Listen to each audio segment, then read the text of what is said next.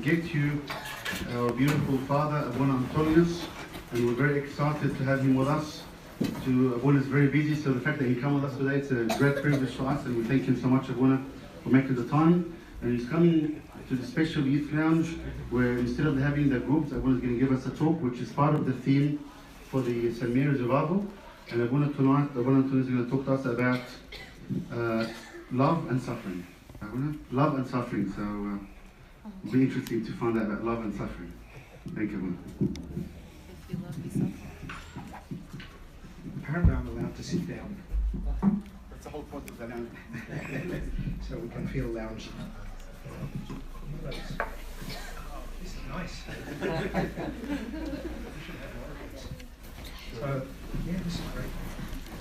So, thank you very much, Abunas, for inviting me and allowing me to have the blessing of St. Mary's fast. It's always a pleasure to come to St. Mary's Church during then. It's lovely to see lots of familiar faces and also faces I've probably seen you before, but I've just never noticed.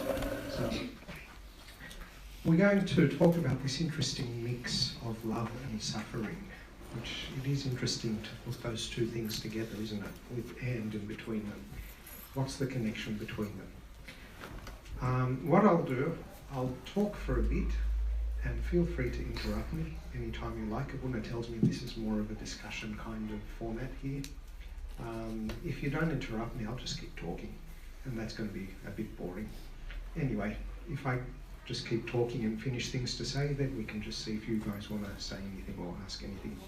Anyway, let's just wing it, shall we? See what happens. So, love and suffering. Let's begin with love and think about what love means.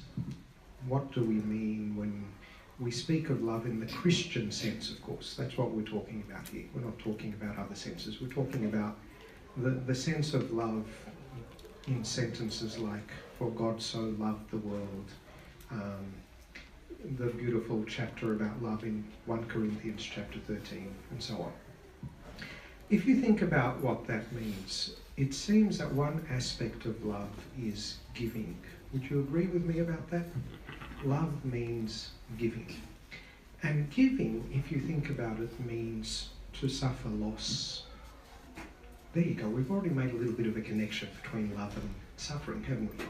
To suffer loss means, say I see a poor man who has nothing. I have $100, so I put my hand in my pocket and I take out $50 and I give it to the poor man. I have suffered loss.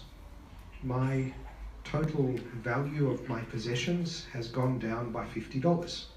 I've actually lost something. And if you think about really any example of love, any instance of love, you'll see that it involves a kind of giving. This being St. Mary's fast, let's use St. Mary as an example. St. Mary loved her son. St. Mary loved Jesus. Did that involve her giving anything? Did that involve her suffering loss? And I think we'll say yes, we agree. What are some of the kinds of things that she did? Well, the clearest example, I think, is looking at St. Mary standing at the foot of the cross, suffering the loss of her son altogether, losing him on the cross, having him die before her eyes. And it's not just that she lost him and, he was not going to be alive in her life anymore. She also suffered the loss of her happiness. She was sad. She wept. She groaned inside. Because love means being connected to the beloved. And being connected to the beloved means what they suffer, you suffer. It's no longer something isolated from you. But now you are capable not only of suffering yourself, but suffering also with others. You multiply the suffering that you are liable to. If you are just selfish, if you just live in a little world of your own, other people suffer around you, does it bother you? Does it affect you? Does it touch you in any way? Does it make you suffer any loss? No, because you're isolated. You don't care about them, so who cares? But if you're connected with other people, if you open up the doors of your heart and let them in, now they mean something to you. Now they are as important to you as you are yourself. It's no accident that when God asks us to love, He asks us to love your neighbour as you love yourself. Loving means allowing yourself to feel for another person what you feel for yourself. If you love the whole world, you're multiplying your liability to suffering by 7 billion, a little tiny factor of 7 billion, right? If you love everybody in the world, then that's what you're doing, because, well, thankfully, out of the mercy of God, we don't know what everybody else is going through. I think that's the kindness of God, because if we did, I think, well, I don't know, we'd be constantly suffering, wouldn't we? Because there is so much suffering out there in the world. But even within our limited scope of our usual lives, you'll notice that a lot of people don't let too many people into their heart, because we know this. We know this instinctively. We know that the more people we let into our heart, the more liable we are to suffer. One of the bad things about being a priest, I don't know if Abuna will agree with me about that or not, is you end up going to an awful lot of funerals. And that can be tough. That can be tough, because if you know them, and the more that you know them, then you feel for them. And that's okay if, like, you lose someone you love. How many times does that happen to you in your life? Maybe half a dozen times. Okay, I hope not more than that. Imagine having to do it on almost a weekly basis. Okay, that's multiplying your liability to suffering. I often give the example of one Saturday that shall forever remain engraved in my mind, where I started the day with a joyful, happy baptism, then had to perform a funeral, and then went to a wedding. I got home that day and I just didn't know who I was anymore. Because it was like, oh, new life, isn't it wonderful, joyful. Oh, someone died and it was an unexpected death and everyone was crying, it was horrible. And then, oh, look, a new couple starting a new life, once again all together. It was like a roller coaster. It was really hard. Can I just add to this? Sorry, I actually went through exactly the same thing in one day. I went through all the different emotions you can possibly have, as Abuna said. So I can fully relate to what Osak is saying, and I think it's not many people have experienced it other than priests, so they wouldn't know. And exactly what Abuna said actually reminded me of that particular day. I'll never forget. I went through and I probably did all the 7 sacraments in the one day, and then mixed emotions, from crying to laughing to congratulations to prayer. It was a very mixed day. So sorry, I just had to say that. I'm glad I'm on the right track. Thank you for the confirmation. It's not just me being the mid. So you see, we wouldn't suffer then if we just close people out, right? But if we close people out, then we're no longer loving. We're not loving anymore. So it seems that to love means to give means to suffer loss. To suffer loss means to be suffering. If that was the end of the story, that would be pretty miserable. But thankfully it's not the end of the story. Because when you love, you don't only give, but you also receive. Isn't that true? What do we receive when we love? What do we get? Well, there's a number of things that we could say. Again, let's use St. Mary as our example. There is St. Mary weeping at the foot of the cross, her heart being torn apart by seeing her son dying before her very eyes. What does she gain in the midst of that suffering? Is there anything good that comes of it? Well, for one, she has this intimate connection with her son, who in this particular case just happens to also be God incarnate as well, okay, which is nice. It's a nice little fringe benefit, isn't it? When we open our hearts up and are willing to give, we also get that benefit of no longer being isolated, no longer feeling the loneliness of being cut off from others. We get the joy of being connected to another person. Our liability to suffering widens and multiplies, but the possibilities of joy also widen and multiply. There are funerals in life, that's true, but there are baptisms and weddings and graduations and all sorts of good things. And when we love, we open ourselves up to those good things as well, and that possibility becomes very real. Not only that, it's not only St. Mary who develops a deeper connection with God through love, but we also develop a deeper connection with God through our love of one another as well. I mean, it goes without saying that we develop a deeper connection with God when we love God, right? Obviously. But we actually deepen our love for God by loving one another. I always think of that beautiful scene at the end of the world when Jesus is judging the sheep and the goats. And to the sheep he says, I was sick and you visited me, and I was hungry and you fed me. And this is the bit that I really like. And they're shocked and they say, when did we do that, Lord? In other words, they were helping God. They were dealing with God and they didn't even know it. And that's what happens to us every time that we love one another. And by one another, by the way, I don't just mean the people in this room or the people in this parish or even the people who are Christians. I mean every person in the world. When we love another human being in whatever way, we are touching God. We are in fact doing more than that. We are becoming like God because God is love. God is love. In giving to us, he teaches us to give both to him and to others. And when we do that, we become like God. The nature of God becomes our nature. And that's what St. Paul says, that we are partakers of the divine nature. In acts of love, we are becoming divine in our own nature.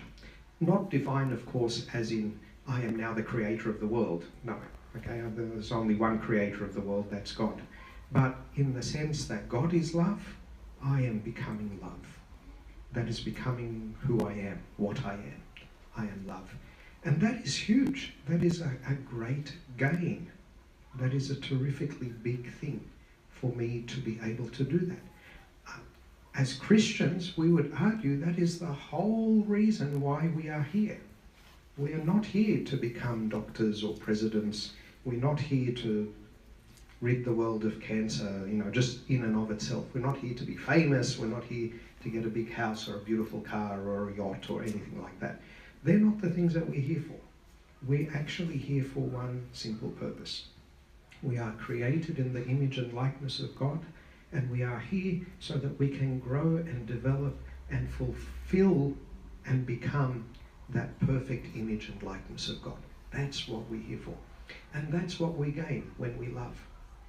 So, you see, it turns out that there is a fairly close connection between the two ideas.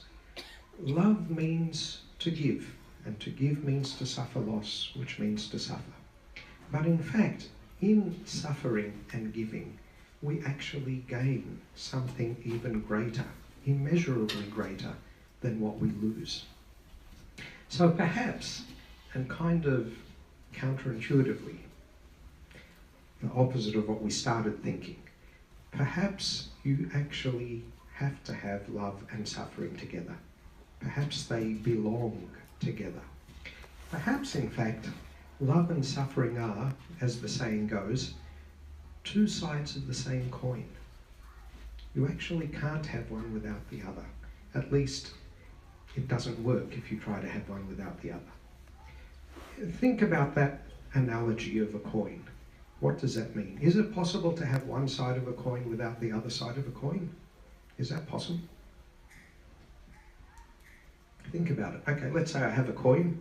I don't have any coins to use as a visual aid, but you all know what coins look like, I hope. Or do these, everybody, if you don't know what a coin looks like, think of your credit card. Is it possible to have two sides of a credit card? Let's stick to a coin because I'm old. Okay, you have the heads and the tail side, right? Okay, if I scratch away the tail side so that it's nice and smooth, I still have another side. It doesn't have tails on it anymore, but it's still another side. If I cover up the tail with lots of sticky tape or masking tape or putty or something, there's still another side. Okay, it looks different, but it's still another side. Coins have to have two sides. That's just what they are. Otherwise, well, I can't imagine how they can't, right? And love and suffering are like two sides of the coin. If you think about it, you can't really love without suffering. And you can't really suffer without love. Well, I say that, but the devil tries his darndest to separate them.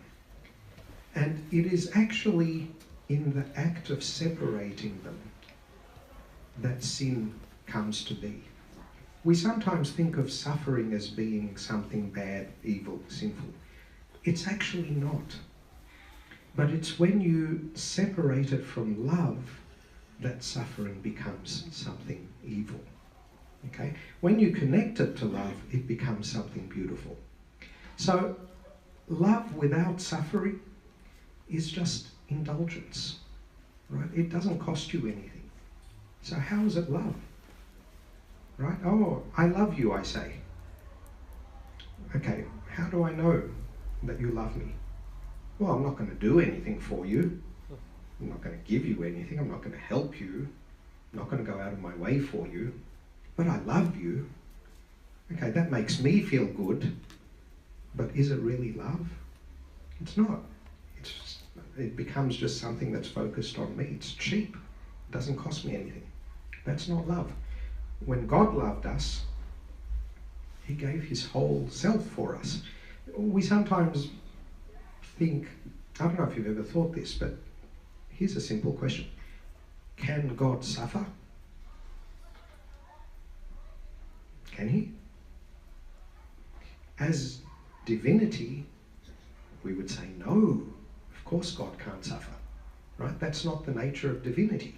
The nature of divinity is that it is unchanging.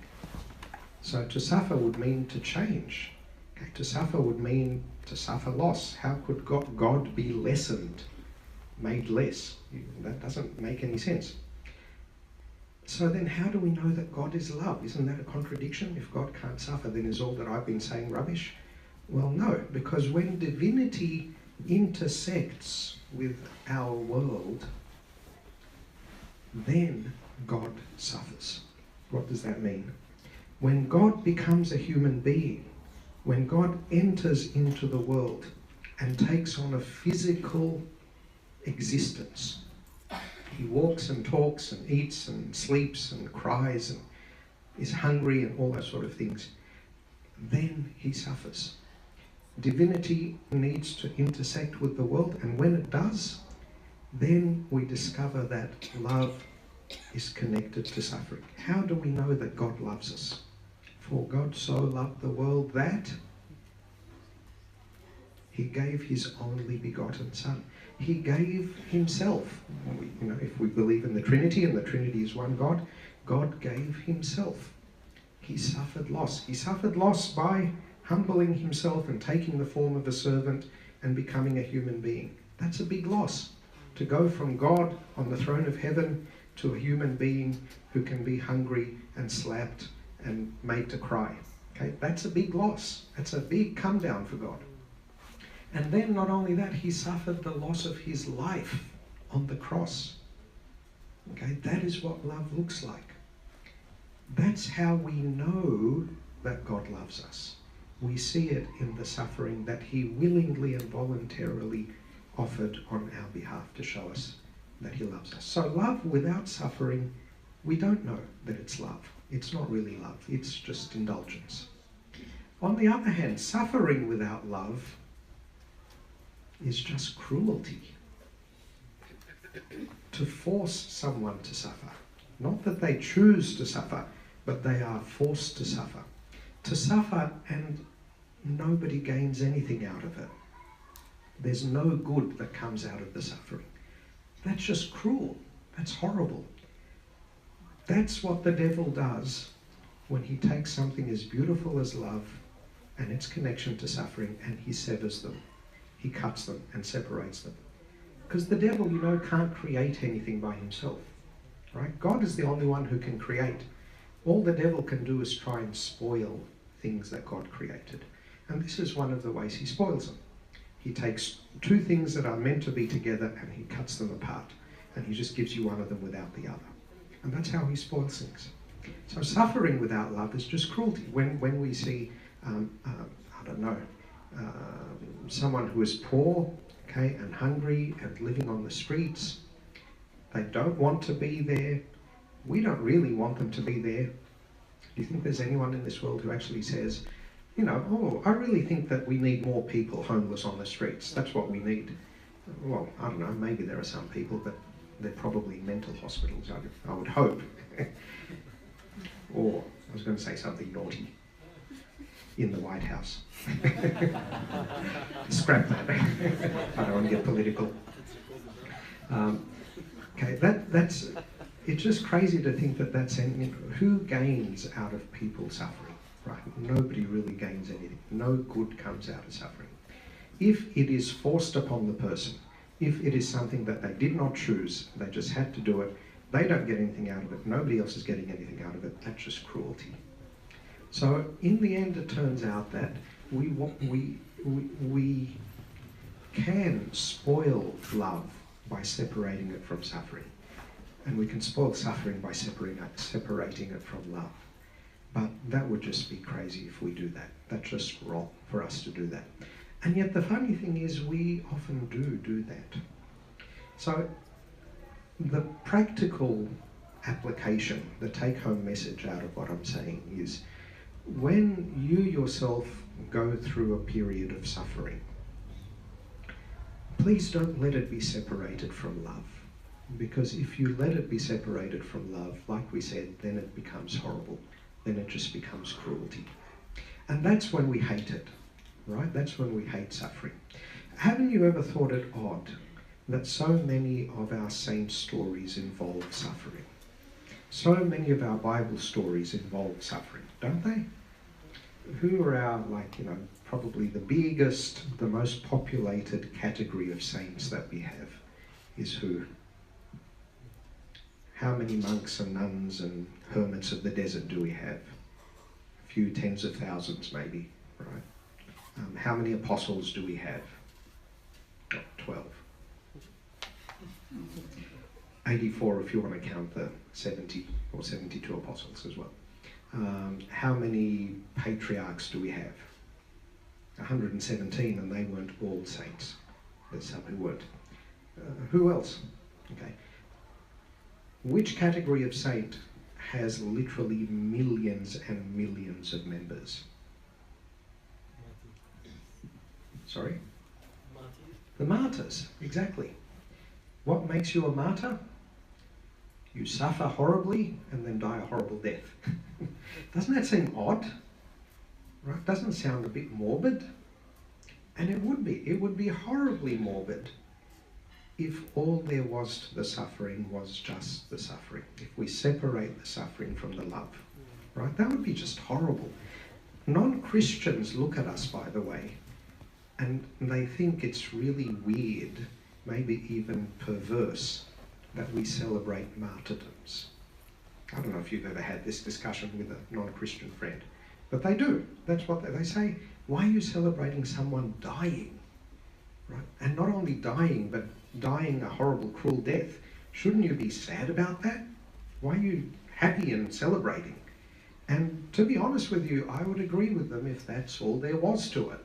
Right? If that was the end of the story, that is horrible and cruel and unnecessary and terrible. But we don't think of it that way because we refuse to sever the suffering from the love. We look at them and we say that suffering was the manifestation, the expression of the sincerity of their love. They willingly endured that suffering and death as an expression of how much they love God, how much they trust God, how much they believe in God, how satisfied and fulfilled they are with the love of God in their hearts, such that even physical pain and death was a small price to pay to express that love. It is actually in their suffering and their death that love is manifest, love is expressed. That's where it becomes clear. That's where we see it and understand it. And then let's come back to you and me. When we go through a period of suffering, we can do the same thing. We can reconnect the suffering to the love. You know who was really good at doing that? Mother Teresa. She was really good at doing that. She would go around to sick people in wealthy countries like Australia, right? She'd be on a trip, she'd visit someone in hospital, say, God forbid, someone with cancer or something like that. A wealthy, affluent person lying there in a beautiful, clean, sparkling hospital room with nurses, coming in at their beck and call and all that stuff. But suffering in their sickness. And she would say to them, please, let your suffering mean something. Offer your suffering to God as a prayer on behalf of the poor people in India who have no choice also in their suffering. Let your suffering do something good for somebody else. Let it motivate you to think of those even less fortunate than you, right? You think you're not fortunate at the moment because you're sick, but look, you've got a hospital, you've got doctors, you've got food and water, okay? People in India don't have that. Lots of people don't have that. So let your suffering be the cause of your coming out of yourself and thinking of other people and praying for them. Turn your suffering into love, right? It should be there. It should be the other side of the coin. But we forget it. We get self-engrossed. We just think of ourselves. And by doing that, we separate love from suffering. And that the way to heal that, the way to overcome that, is to reconnect them again, to bring them back together again. Because that's the only way they work. That's the only way, that is the way that it was meant to be. What do you suffer from? Illness, exam failures, loss of jobs, flat tires, I don't know, what do you suffer from? Friendship breakups, someone thinking or telling you, cursing you or saying bad things about you. Okay, if you separate that suffering from love, all it is meaningless cruelty. And that's horrible. I agree with you. That's a horrible thing to endure. Don't endure it. Instead, reconnect it to love and turn it into something beautiful. Turn it into an opportunity to pray for your enemies. As Christ asked us to, as he showed us on the cross when he prayed for those who were crucifying him. When you do that, the beautiful thing is this: you change, you win, you gain, you make a profit, if you want to put it in cold, hard economic terms. Right? Yeah, you lose something, you suffer loss, but you gain the nature of God. You get to be a partaker of the divine nature of love. And what could be more beautiful than that? That's where I'm going to stop. So, you didn't stop me along the way. I hope that means that you are storing up some good comments and discussion points. Got the microphone here for questions. Thank you, Warren, for the question time.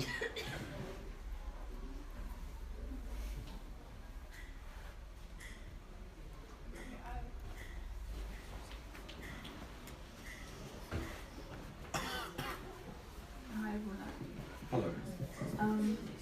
If someone really hurts you and you're hurting, how could you change that?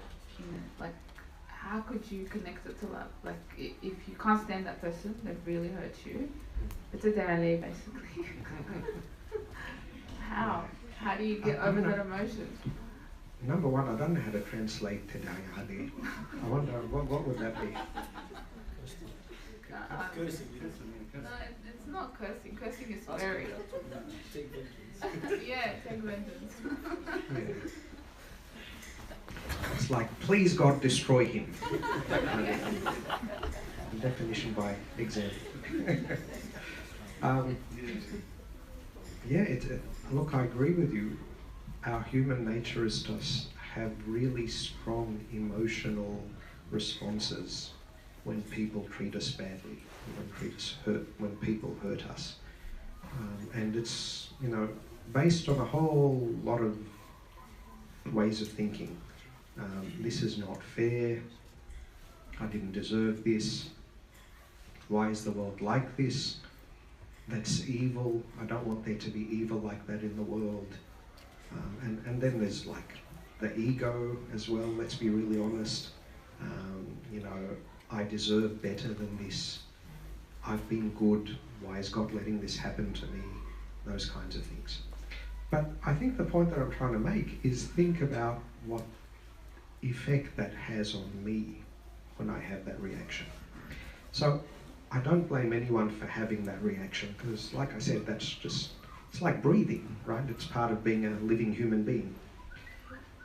But the question is, and I think this is where Christianity kind of takes us beyond our human nature. What kind of person is that making me? That's the really important question. Leave aside for the moment the horrible person who hurt me. I'm going to assume, for the sake of argument, that they are the devil incarnate. Okay? They are bad. They deserve to be cast into the smoking fires of hell forever and ever. Okay? Just for the sake of argument, let's assume that that's the case. We're not going to argue about that. Okay? But that's not the question, because the real question is, when I get angry with them, what's it doing to me? And the answer's not pretty. Okay? It's making me ugly. It's making my soul ugly. It's diminishing the love in my soul because I'm being focused on me and my needs and my pride and my dignity and my rights, my. And in fact, that's what I want to say, my. Okay, that's making it horrible. So I think that's how, it's one way to try and deal with that, is to kind of be practical about it, be pragmatic, and say, is that the kind of person that I want to be? When I get to the end of my life and look back on my days on this earth, is that what I want to see? I just wasted my days in anger and holding a grudge. And if I don't want to be that kind of person, that gives me a really good reason for saying, maybe I can let it go. I think the other thing that happens is when we get to that stage, we're afraid of letting it go because we think something bad's going to happen if we let it go. I don't know what we think.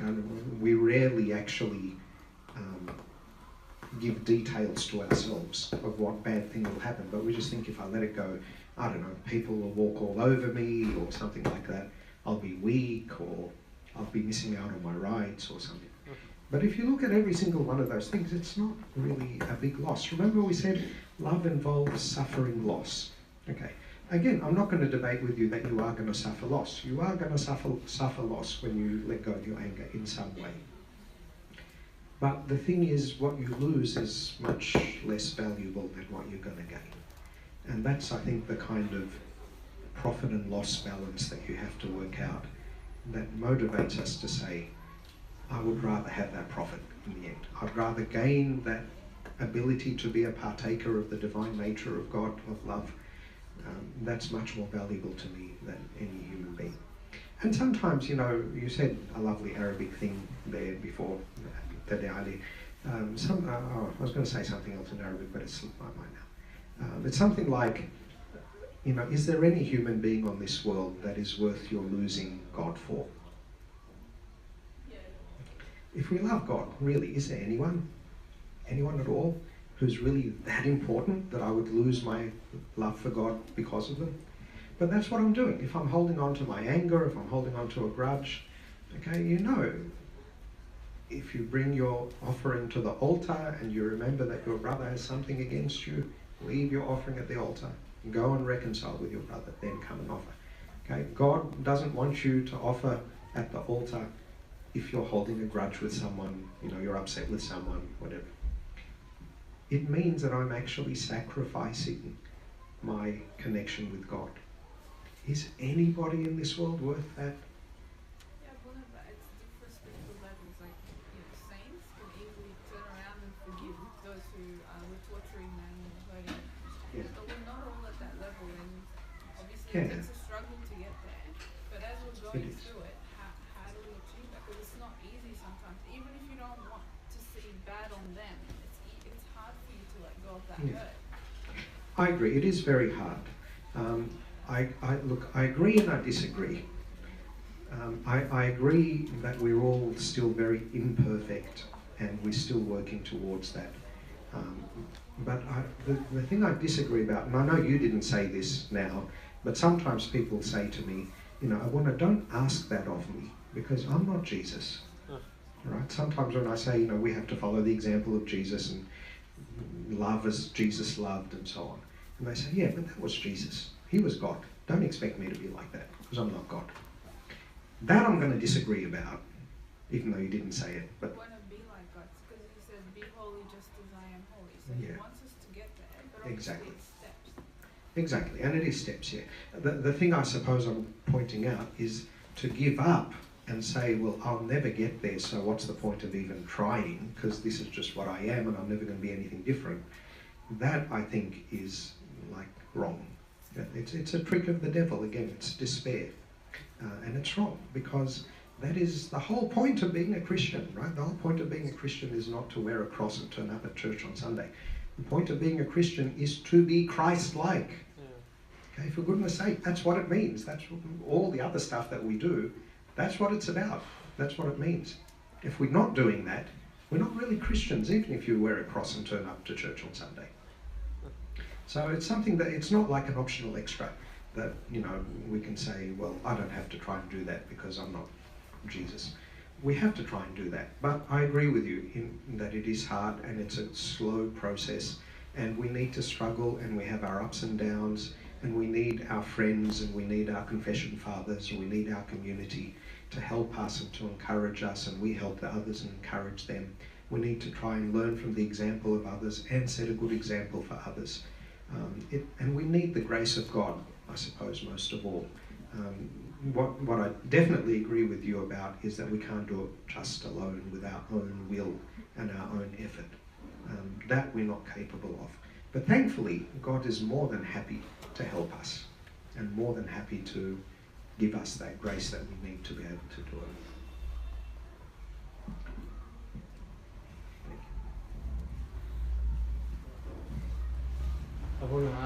There's this ideology that suffering equals carrying one's cross, right? So, for example, if you're a woman that's in an abusive relationship, right, where her husband, every day just gives her a good beating, is that because then she would say, I love him, that's why I'm staying in this relationship, right? But she's suffering. It's obvious. It's a clear type of suffering.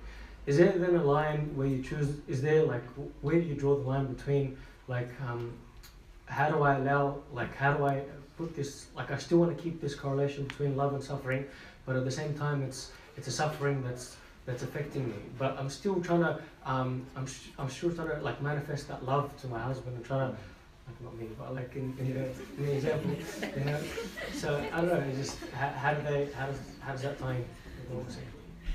It's a very good question. I'm not sure if a good beating is a valid phrase, actually. It sounds to me like a contradiction in terms, but anyway. It's a very good question, okay? I think it's a really good illustration of how the devil can take a good thing and twist it into a bad thing. Right? Submission is a beautiful thing when it is practiced willingly, happily, joyfully, and with love. Right? Then submission is beautiful. That's why, St. Paul tells us that we are to submit to one another. An abusive husband divorces the suffering from the love by divorcing the submission from the love. Okay, it's no longer now a willing, voluntary thing. It's I'm going to force you. Okay, well, what is domestic violence? It's a kind of a power thing. It's a power trip. That's really what it's about, isn't it? I'm going to beat you because I can do this and you can't stop me. That's basically what it's about. So, from a Christian point of view, that is always an evil thing. Okay, we should be really, really clear about this. I don't know if you guys noticed, but there was this, about a month ago, there was this article on the ABC about domestic violence and Christian churches. I don't know if anyone see that. Just hands up if anyone managed to read it. Okay, one person. Any others? Oh, that's a pity. It's worth looking up. Some Christians got really upset when they read that. One of the things the article said is that sometimes Christian churches kind of cover up and enable domestic violence by saying to them exactly the kind of thing that you said. This is your cross, you just have to bear it. To the wife, I mean. They say, this is your cross, you just have to bear it, and so on. That is not okay. That is just wrong. That is a complete misunderstanding of Christianity. What the church should be saying is to the wife, okay, you just stand over here for a minute, and then to the husband, stop it. Okay, this is not on. You are committing a sin. If you continue in committing a sin, and this is an unrepented sin, you know what your end is going to be. Okay, if you don't stop it, then there will be consequences, here and forever. That is what we should be saying, right? That is the Christian message. We don't leave sin, we don't sort of allow sin to happen by telling the wife, oh, you should just carry your cross. Okay. Having said that, having established that, there are some very sort of unusual circumstances where people, as you said, like on a very high spiritual level, were able to even take that horrible situation and use it to turn it into something even more beautiful. The famous example is a lady called al-Ghalaba, mother of the poor. I don't know if you've heard of that story. She was a lovely, pure, simple-hearted lady who just had incredible, unbounded, unconditional love in her heart. And that even extended to her abusive husband, who was just horrible to her. And in the end, that very patient, long-suffering love did manage to change his character. Okay. Now, if she was at that high spiritual level and she was willing and happy and joyful to do that for her husband, okay, I can kind of see that. But for the church to impose that upon someone and say to them, you have to do this, when they're not capable of doing it, they're not willing to do it, they're not happy to do it, that is just wrong. And that should never happen. I don't know if that sort of makes it clear.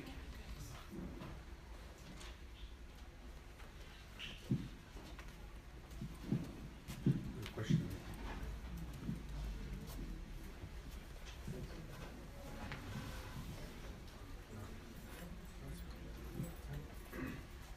Yeah, Bona.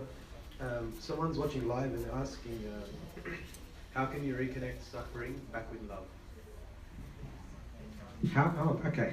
So, like, practically, how can we bring them back together again? Okay. So we said that, I mean, there are two ways to do it. One is to remove suffering from love, and one is to remove love from suffering. So I think the way to bring them back together again is to work out which one of those has happened and try and reverse the process. So, to be more concrete. To remove suffering from love means to isolate yourself from other people, for example. That's one way to do it, right? You can't hurt me because you're no longer in my life. You don't mean anything to me anymore. I'm just going to keep you at arm's length, and that way you can't hurt me. Okay, how do I reverse that? I try and slowly, step by step, little by little, reverse that. Let people mean something to me, little by little, more by more. How? I don't know, here's a really stupid example. I walk to work every day through the streets of Redfern, and there's this homeless Aboriginal person. I'm just making this up. Okay, there's this homeless Aboriginal person who sits on the pavement and looks like he's, sick and poor, and, sits there with his hand out and stuff like that. Okay, opening up, letting them mean something to me would mean something. It would look something like this. I might catch an earlier train on purpose so that I can have an extra 10 or 15 minutes to actually just stop and have a chat with this guy on my way to work. And just ask him how he is, how's your day, are you hungry, can I share my lunch with you, stuff like that. Or even, I don't know, just what do you think of politics, what do you think of sport, where were you born, where did you come from, did you have a job at some time, did you have a family, do you miss them, just connect, simple human things. When I'm doing that, what I'm doing is I'm opening myself up to suffering, right? Because that person may knock me back. They may tell me really heart-wrenching stories that will make me cry for the rest of the day. Who knows what will happen? I don't know what's going to happen. But I'm opening myself up to that possibility. We have limits, and we have to be sensible about it. Okay, like that day of, the ups and downs. Okay, I wouldn't want to have too many of those days. I don't think I would cope. I would end up in a mental hospital, I think, in the end. So there are limits, and we have to be sensible about it. But I think it's worth just sensibly, little by little, allowing myself to go outside of my comfort zone and to allow myself into the life of another person and let them into my life to a greater extent than before. That would be a way of reconnecting love with suffering. And I think we spoke earlier, I won't belabor the point, but the idea of bringing love back into suffering is to remember that suffering is there for a purpose, it's there for a reason, and to use it as an opportunity to practice love and to express love, like Mother Teresa telling the sick person in the hospital to pray for people in India. Using, having been cursed and abused as an opportunity to forgive and to practice that kind of unconditional Christ-like love, forcing myself to do it. Saying the words to myself, even if they're not coming from my heart, but saying them with the intent that I want to push them into my heart. I want to make them come from my heart. Thinking about reasons why I should forgive that person and love them. Maybe they had a bad day, maybe they had a bad upbringing, maybe they were abused as a child. I don't know, who knows, maybe they're going through emotional issues, psychological issues, social issues, who knows what's going on in their life. Finding ways to take from the suffering the opportunity to practice love, to discover what love really means. And that is when we really discover what love means. If you love those who love you, what benefit is that to you? Everybody does that. But it's when you love your enemy, it's when you love the unlovable, that's when you really just start to taste what love really means. So I don't know if that answers the question. I should ask them, is that where they are? I hope that answers the question. Any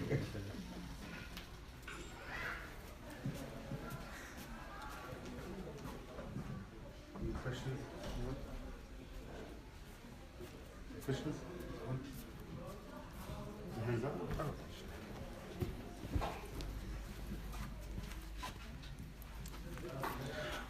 With suffering and love, is there like is it like a balance to it? Do you as much as you suffer, you love, or is it more suffering for a little bit of love? Like, is there any correlation to it?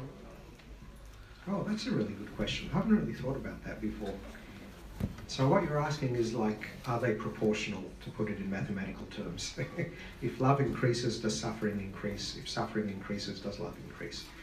I think if I'm just making this up, by the way, so don't take it too seriously. I think that if they are tightly connected, as we've been saying, then they probably are proportional. I think that the more you love, the more liable you are to suffering. Because like we said, it's opening yourself up and multiplying the possibilities of suffering and so on.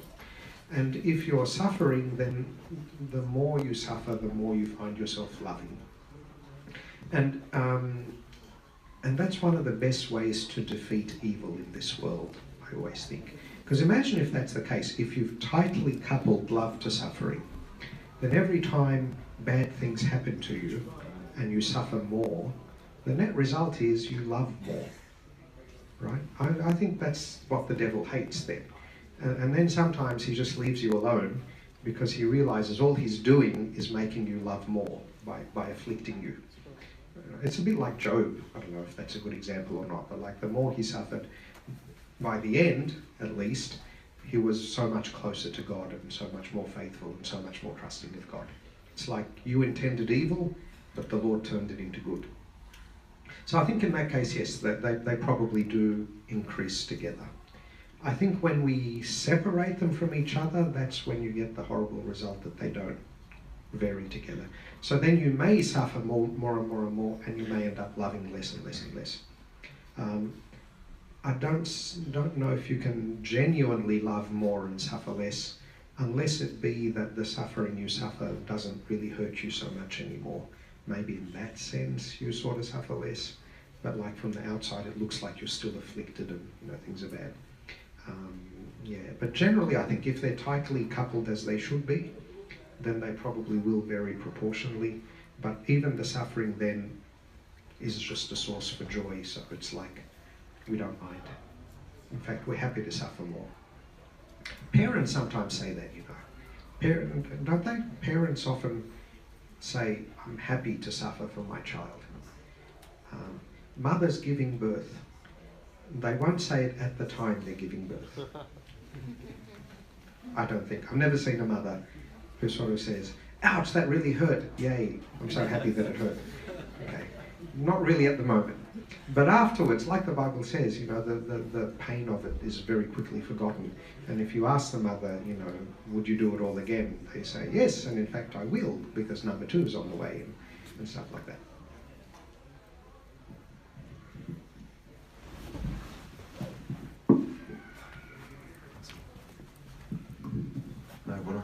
Hi. The one thing that I was thinking of, I read somewhere was, so there's voluntary suffering and then involuntary suffering. So we can say that voluntary suffering is when I choose to love, so I put in that effort to love others, and therefore I know that by offering, I'm losing that another part and therefore suffering. I think in that sense perhaps it is proportional, because the more you love, the more you're opening yourself up to suffer. I think the difficult one is when it's the involuntary suffering. So God forbid, for example, we get cancer or another illness of some sort, and that's not where we've gone out of our way to love someone, to serve, and therefore we've opened up ourselves to suffering, but it's something that's come upon us. And I think perhaps that might be the difficult time where we really have to dig deep and with God's help try to link in with the involuntary suffering to bring love into that. I think that might be the harder one, perhaps, maybe. Oh, that's a really good way to think about it, actually. Yeah, that's a really good way to sort of divide it up. And I think you're right. I think when we suffer something like cancer, the way to make that into a good thing, or one of the ways to make it into a good thing, is to kind of make it de facto voluntary by accepting it. In accepting it, what we're actually doing is taking away the involuntary dimension of it, isn't it? Because like involuntary means, I don't want this to happen, I don't want this to happen, I don't want this to happen. Why is it happening to me? When I accept it and I say, okay, this is what you brought me, God, I'm going to look and see what good I can make out of it. Now it's no longer involuntary because I've accepted it. And you're right, and I think that's when love, that opens the door to love being reconnected with the suffering again and turns it into something beautiful in the end. It's a beautiful. So does that mean that when the suffering that applies, the same connection to love and suffering applies to suffering that I bring upon myself as a result of my own action, or only the suffering that comes to me out of out of my hand, out of my control. Yeah, and I think it probably applies whatever the cause was. So if I've done something wrong and that's brought suffering upon me, one reaction I could have is to say, oh, I don't want this, you know, even though I know that I brought it upon myself, but I still sort of continue to resist it, and so on. The other possibility is to do what Evan was describing and just sort of say, okay, I kind of deserve this because I brought it upon myself, so I'm just going to have to accept that that I'm going to go through this suffering, and then move into that voluntary sort of approach to it, regardless of whether I was the cause or someone else was. In fact, I probably have more reason to accept it if I was the cause than I do if it was someone else. Can you ask that question? There's a question coming from live. We've got a question from someone watching it live. If the suffering is greater than, do we have a greater reward from heaven, like Lazarus and the rich man? Oh, okay. So the question is, if the suffering is greater, does that mean the reward in heaven is greater? I think probably yes is the answer, but in the sense that if the suffering is greater and attached closely to love, therefore if the suffering is greater, then the love is greater. If the love is greater, I think that's what I would call the greater reward in heaven. It's like you're more loving, you're more Christ-like, you're partaking in a deeper way of the divine nature of love. That's what I would call the greater reward in heaven, I suppose. So, yeah, probably the answer is yes. I think so.